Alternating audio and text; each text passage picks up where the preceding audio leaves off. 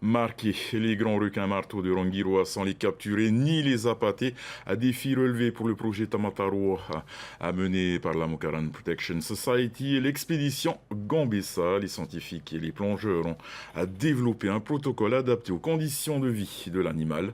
De quoi le filmer, le mesurer, lui poser une balise, mais aussi de lui prélever un petit bout de tissu en l'espace de quelques secondes. C'est le dossier de la rédaction. Il est signé Thomas Chabrol et Esther Cuneo. Un pouille-pouille couteau suisse pour collecter un large éventail de données sur le grand requin marteau sans le contraindre ni le capturer. C'est l'outil spécialement développé par les équipes de la Mokaran Protection Society et de Gambessa pour le projet Tamataroa.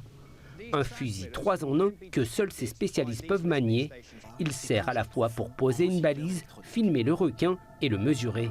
À la pratique, on a vu qu'on ne pouvait pas aller au-delà de 2,50 m, 2,80 m de distance parce que la balise fait une grosse influence sur le tir et il y a, une grande déviation du tir. Au bout de la flèche, cette balise est programmée pour collecter des données pendant 9 mois avant de se détacher. Le recueil de ces informations apportera des connaissances précieuses sur les déplacements des squales. Et pendant ces 9 mois, elle va acquérir de la donnée de température, de pression, ce qui va nous indiquer la profondeur de l'animal, et puis des données de luminosité. Donc avec une heure de lever du soleil, une heure du midi en gros et une heure du coucher du soleil, on va avoir des coordonnées GPS approximatives. Mais qui, à l'échelle d'un bassin océanique, sont quand même précises et vont nous permettre de mieux comprendre les déplacements de l'animal, ses mouvements verticaux, ses mouvements horizontaux. Voilà, toujours pareil dans l'idée d'identifier les zones importantes pour l'espèce.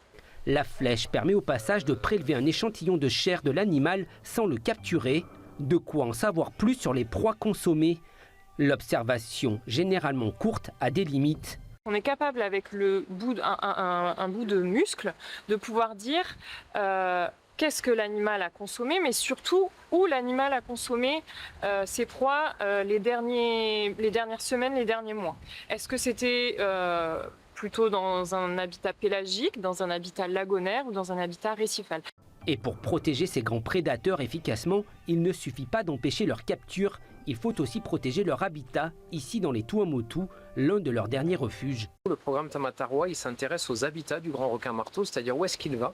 Est-ce qu'il va dans les lagons? Est-ce qu'il va dans les passes? Est-ce qu'il va au large? Est-ce qu'il va profond, pas profond? Est-ce qu'il va dans les oas?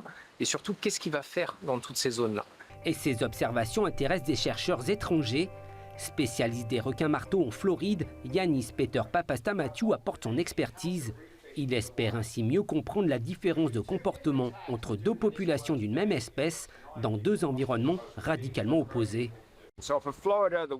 En Floride, l'eau est bien plus fraîche. Il n'y a pas d'atoll ni ce genre de chenal avec du coulant. On voit des requins marteaux se déplacer le long de la côte sur de très grandes zones et souvent à la recherche de proies pour chasser.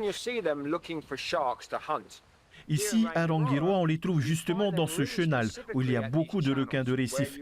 Et ici, personne n'appâte les requins. Ils sont naturellement très nombreux en un seul endroit, probablement plus que ce qu'on a pu voir n'importe où dans le monde.